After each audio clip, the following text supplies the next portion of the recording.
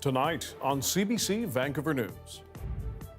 Since we got the time, if you want to write a letter to your MP and tell them what's going on, maybe they could address this problem. An Air Canada pilot vents his frustrations over delays he blames on a shortage of air traffic controllers. What are officials doing to fix the problem? Plus, it's always felt pretty safe and let the kids go and do their things. This is a very quiet park. Shock in an Abbotsford neighborhood. Police say a teenage boy has been stabbed to death and 2 other teens are in jail. And I was really taken back by how much the community came out and brought flowers and candles. Vancouver and Canada mark 1 month since the deadly tragedy at the Lapu Lapu Day Festival. This is CBC Vancouver News.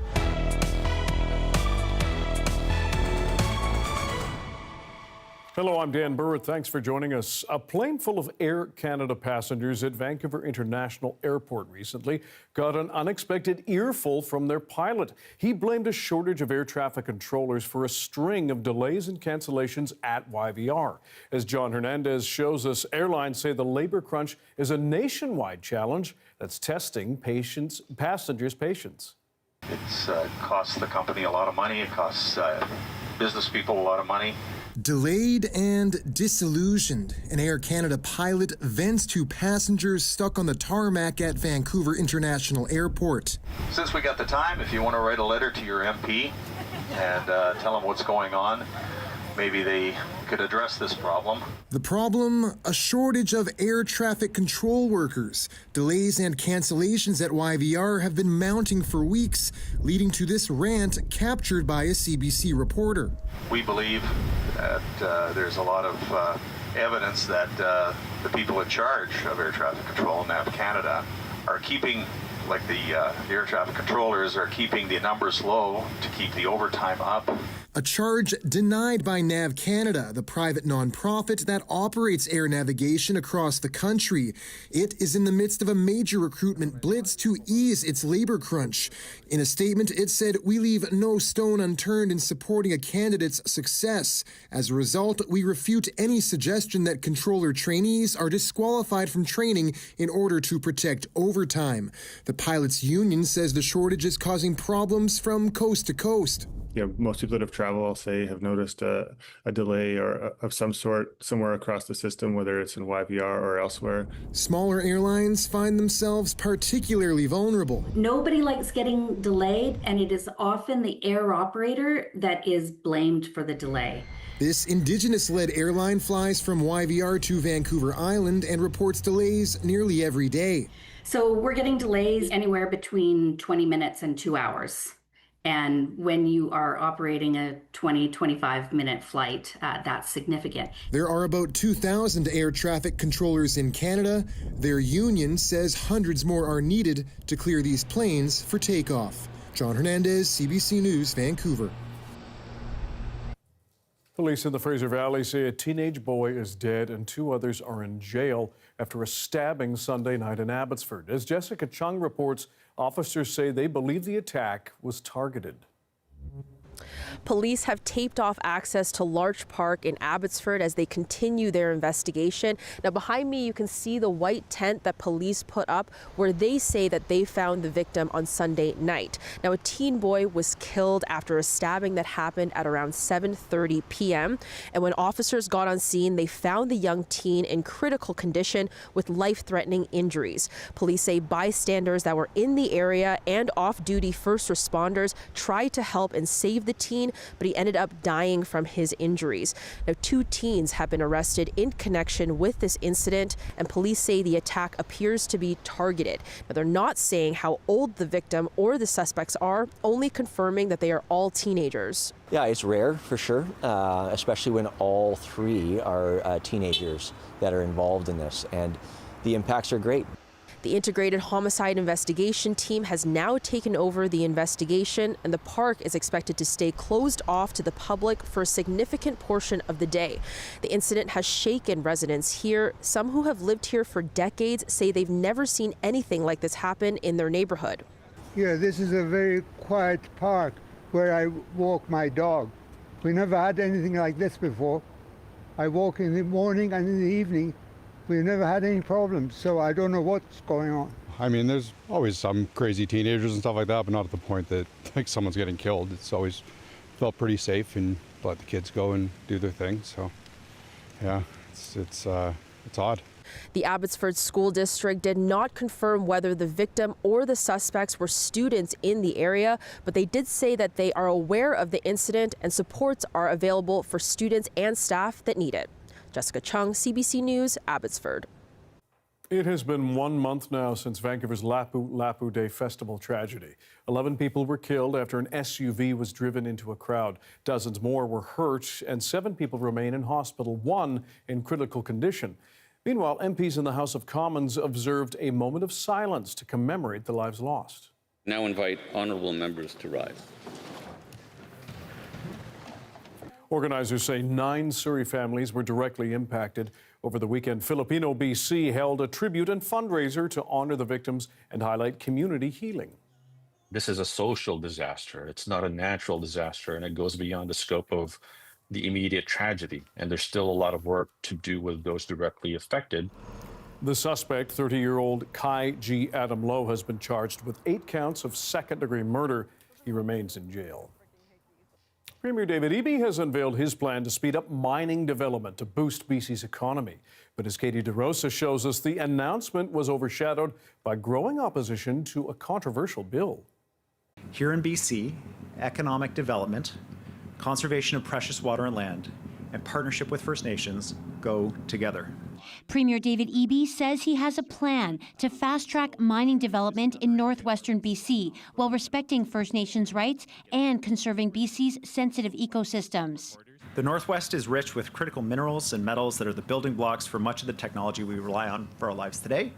At stake, Eby says, almost $50 billion in economic potential and tens of thousands of jobs.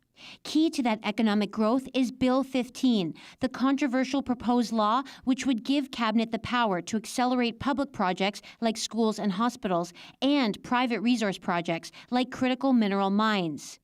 Some Indigenous leaders, environmental groups, and the Union of BC Municipalities say the NDP government is trying to give itself unchecked power to push through projects with limited consultation. Eby's announcement in Vancouver was preempted by some of those voices at a news conference in Victoria. Trust has been broken between First Nations and the David Eby government. All the promises they made during the campaign last fall have gone out the window. They say, damn the environment, full speed ahead. Eby says the government's economic plans for mining are not linked to the proposed bill. But he acknowledges that a mining project could be deemed provincially significant and fast-tracked under that same bill. 3 First Nations leaders at Eby's event, Tahltan, Kaska, and Taku River Tlingit First Nation, are backing the province's plan to fast-track mining development. We want to see our lives change for the better. But none of the 3 were willing to address Bill 15 publicly. MLAs are set to vote on the final stage of the bill this week. First Nations leaders opposed to the bill say if it passes, they're prepared to launch legal action. Katie DeRosa, CBC News, Victoria.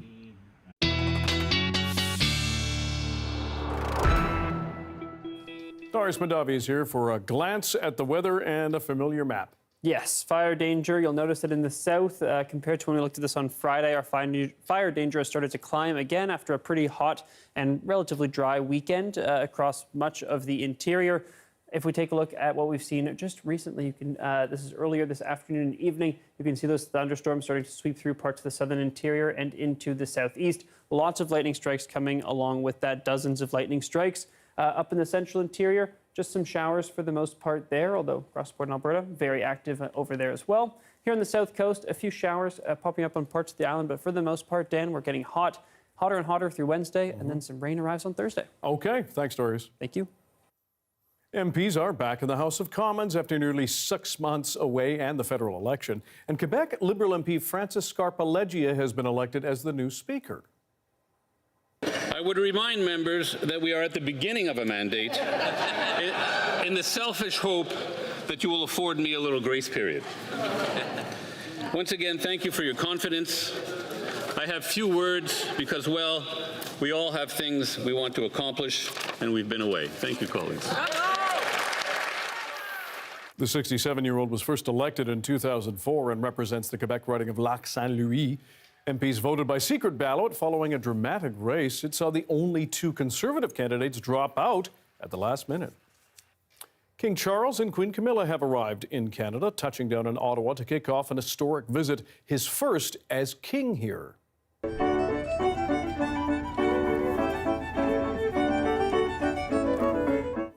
On Tuesday, Charles will deliver the speech from the throne in the Senate to launch the 45th Parliament. The visit aims to underscore Canadian sovereignty amid tensions with the U.S. president. Vancouver Canadians baseball player Arjun Nimmala is looking to make sports history twice in his young career. The Blue Jays picked him up in the first round of the MLB draft in 2023, making him the first athlete of Indian descent to be taken in the first round of the Big Four North American sports leagues. The CBC's Zamir Karim met with Nimmala ahead of a recent game at Nat Bailey Stadium. He gets an 0-1, and he hits it high and deep out to left. Arjun Nimmala is used to being one of the first. You know, there's not a lot of Indians playing sports, and to me, I thought it was really cool to be kind of one of the only ones. Nimmala was born in 2005 to Indian immigrants in suburban Tampa, Florida. His family came to the U.S. in 2002 from the southern Indian state of Andhra Pradesh. Like many Indian immigrants, the family loved cricket, and that led Arjun to being introduced to baseball. My dad played cricket back home when he was in India, and when he came here, he heard about baseball, and he was like, you know what, this is pretty similar to cricket. And, you know, cricket's not a big thing in the U.S., so he was like, you know what, let me try this out, and ever since then, I've been playing baseball. Did your dad learn baseball as well when he came here and when you started? Yeah, he was just like me. We were both learning at the same time. But Arjun knew from a young age that baseball was his love. I was actually like 12 or 13 years old, and I was like, man, I feel good about this game. And his family fully supported him. My parents are amazing. You know, they agreed. They're like, whatever you want to do, you can do. We're going to support you in whatever you want. And I was like, that's amazing. I really want to play baseball at the highest level, and they've been there for me. On the ground towards the hole at shortstop. Long throw. He played his first year of pro ball close to his family in the Tampa suburb of Dunedin, but is now adjusting to life in Vancouver. There's a lot to miss for the 19-year-old. Home-cooked meals and just seeing my family when I could. You know, that was one of the perks of being back in Dunedin. I could kind of go home on the off days. But he's found pieces of home here. Actually, my parents came and visited last home series, and we did go to a couple Indian spots. I like biryani. Biryani's my favorite. I love butter chicken. I love naan. I love a lot of Indian food. Arjun is following in the footsteps of his favorite player. And it's lined and caught by Lindor. He plays shortstop, the same position as his idol, New York Mets all-star Francisco Lindor. Lindor also grew up in Central Florida, raised by Puerto Rican immigrants. He's always been my guy, and now I have the opportunity to play with him and practice with him in the off season, so I think it's amazing. Arjun is also being guided by a familiar face. The manager of the Vancouver Canadians, Jose Mayorga, coached him in Florida last season. Yeah, I think he has so much upside, and like you said, yes, he has a great start. Hopefully he stays in the same track, and I mean, he can finish strong as well, but I see his upside. He's been a big leaguer, you know, for a long time. I think he has the talent, he has the tools, and he has also the desire. Texas Rangers pitcher Kumar Rocker became the first player of Indian descent to play in the majors when he made his debut in September 2024. Born in Georgia, his maternal grandparents immigrated to the U.S. in 1965, also from Andhra Pradesh. As for Arjun, going into Thursday's game, he had 40 hits, 22 RBIs, and 8 home runs for the Vancouver Canadians. And after making history once by being drafted into the big leagues, he plans to do it again by being one of only a few players of Indian descent to make the majors, making him an example for future generations. I hope you know, in my own career, I can, you know, motivate some kids to play baseball or whatever sport that they have passion in. I think that it's always good to stay active and play sports, so hopefully they can, you know, take me as an example. Zamir Karim, CBC News, Vancouver. A family of owls has moved into a Vancouver park, and following them are crowds wanting a glimpse. We'll show you more after this.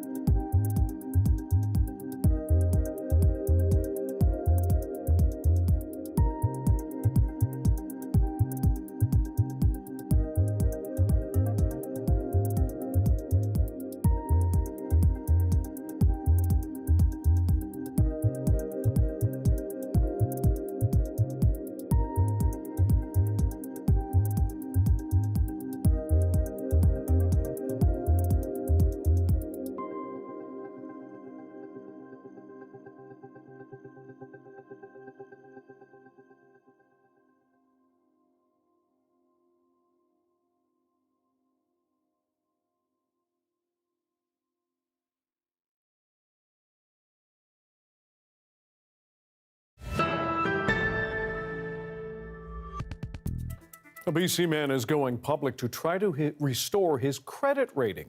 As Rosa Marcatelli explains, his score was suddenly reset. David Tregear says getting credit was never a problem until the rejections piled up.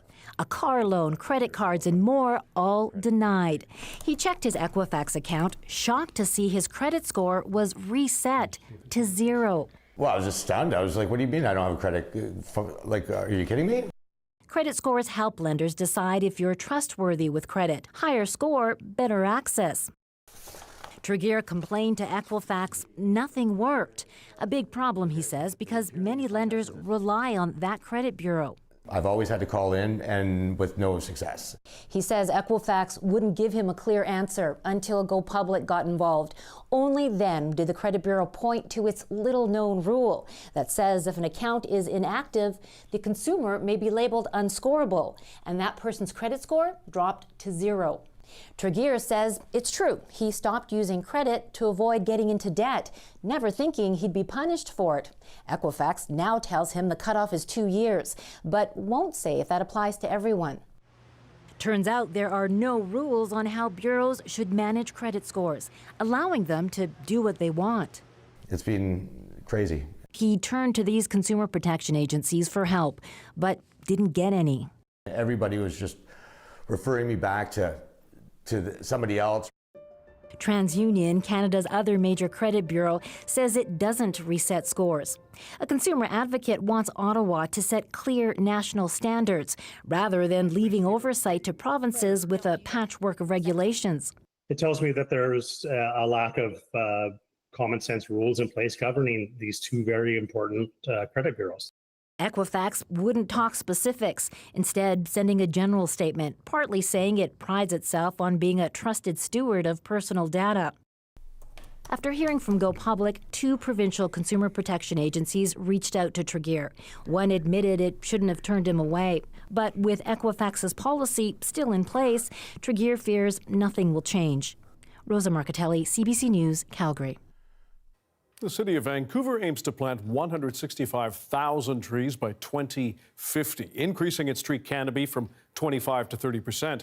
One arborist, though, says the biggest challenge in concrete areas is creating new tree pits.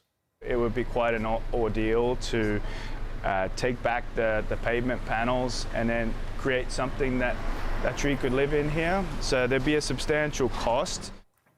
City staff say creating new tree pits can cost up to $20,000 each. The initiative is part of an updated urban forest strategy plan, which could boost tree coverage on the downtown east side.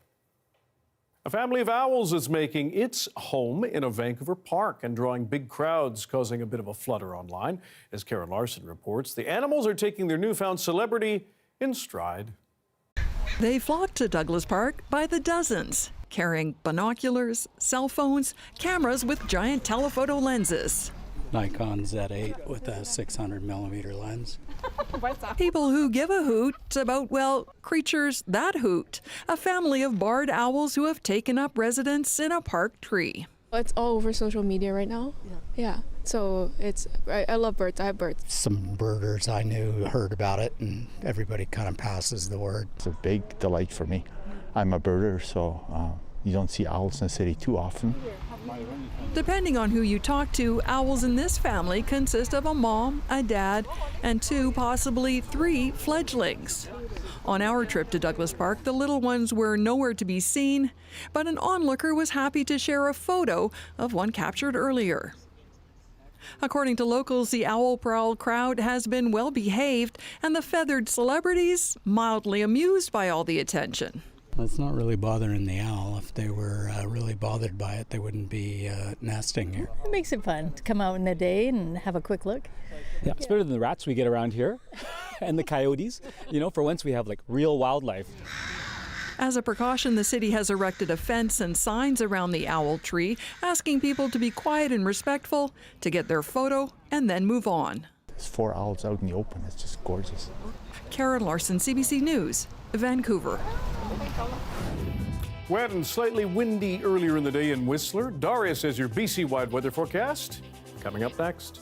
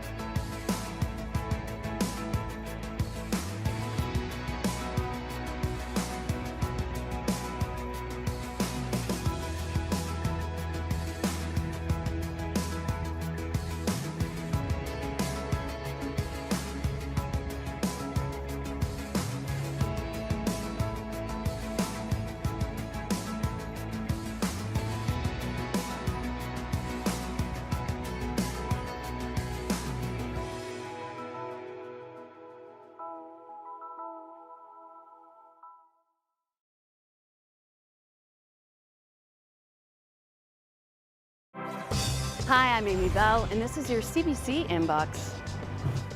CBC celebrates Asian Heritage Month through the language of movement, where every step tells a story. Throughout the month of May, we're shining a spotlight on Asian dance groups, showcasing the dynamic blend of classical, folk, and contemporary dance forms.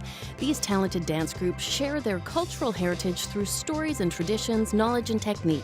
Read and watch their stories at cbc.ca/bc.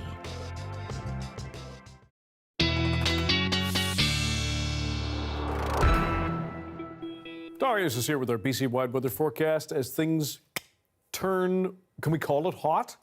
I would say hot, approaching hot for sure. We're getting near 30 degrees in places, those inland areas as we get into Wednesday. Yeah, here we go. If we see this rolling forward tomorrow, climbing a few degrees on parts of the east coast of the island, lower mainland, South Island, west coast of the island, and North Island. See temperatures come up a bit, but not quite as significantly, especially once we get into Wednesday when those temperatures really jump in many areas. Although west coast of the island getting up to 20 degrees is not insignificant. You'll notice that places like Abbotsford, Hope, 30 degrees, Port Alberni, 28, maybe 29 even, getting up there. But then we see a cold front sweep through on Thursday, and those temperatures drop back down. And we can see that when we look at this rain map. You can see a few showers confined to the North Island tomorrow, but really just mostly overnight. And then we see that sweep through Wednesday night into Thursday. For most places, not very long in terms of that rainfall. Here, for the west coast of the island, for instance, mostly overnight rain lingering into Thursday morning. And then a very similar situation here on the lower mainland. Actually, most of that rain comes overnight, showers overnight. Most of that rain comes Thursday morning. And honestly, we might clear out by the time Thursday evening rolls around. If we take a look, zooming out to the rest of the province, you can see a pretty similar situation there in terms of that rain breaking in, a little bit of it making it into the interior. But the story in the interior this week is definitely those climbing temperatures. There we go, 35 in Kamloops. Expect that fire danger to jump as a result. And hopefully that rain coming through on Thursday will bring it back down. But they're not as likely to get as much rain as we are here on the coast, as usual. But unfortunate nonetheless. Plenty of sunshine in the south tomorrow. And here's our 5-day forecast. Dan, again, watch those inland temperatures, quite a bit warmer than we are by the water. And that's really all I got for you. Okay. Darius, that's enough. Thanks very much. Thank you. And thank you for joining us on CBC Vancouver News. You can watch this newscast on our free CBC Gem app, on YouTube, and on our website, cbc.ca/bc. Your next local news is on the early edition on CBC Radio 1. It starts tomorrow morning at 5:30. Good night.